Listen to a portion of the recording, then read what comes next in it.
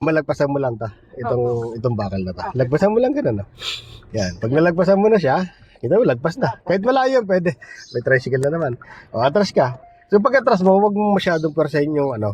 Kapag palapit-lapit ka lang, yung gulong, sa gulong ka tumingin. Pag gusto mong dumikit sa isang sa gilid, sa gulong ka titingin. Yung gulong. Lalapit-lapit mo lang, yung gulong mo dun sa bakal na yon, na hindi ka lang sasabit na. Yan, ganyan. Yan, kahit ganyan may space, nakita mo na. Ayan, ganyan.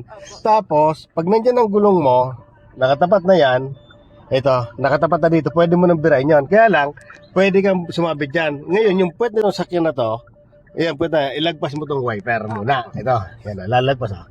Yan, lumagpas ang wiper. Ito, tapat na rin, todo mo na to, manibela mo. So, ang intention lang naman natin dito ay ipasok muna ito. Oh, ganda ng pasok niya. Ayan, ipasok lang muna natin itong puwet na sakyan. So, dito ka muna titingin. No? Lalapit-lapit natin dito. Kasi dito wala ka ng problema eh. Yan o, lalapit natin. Ayan na, malapit ka na. Stop. O, todo mo naman sa kaliwa, ay kanan. O. Tapos palabasin mo lang yung gate na yan. Ayun o. Ayun, o. Pag lumabas na Pag nakita mo yan, yung pader na ayan, pader na yung puti na pwede yan. pa na ito doon. O, pag tinodo mo na yan, Papasok Bara, na po yan. bira na yan. Ngayon kung hindi pa rin pumasok, edi abante ka ulit. Ayan o, tinan mo siya o. Pumasok na. Safe na o. Ayan o. Tapos tweed mo lang yan o. Tweed o. One, two. Pasok. Ayun, ang bilis Na, nga. ganun ang ano yan. Ayun, so bali yun na po yung pattern ko. Yun Ipasok ang pattern. ko, idikit ko lang yung... So kahit may track dyan, kahit may ano dyan, mabilis kong may papasok. Oo naman.